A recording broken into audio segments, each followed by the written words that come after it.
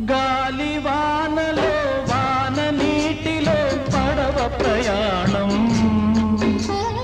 తీరమెక్కడో గమ్యమేమిటో తెలియదు పాపం, తెలియదు పాపం. గాలివానలో వాన నీటిలో పడవ ప్రయాణం, తీరమెక్కడో గమ్యమేమిటో తెలియదు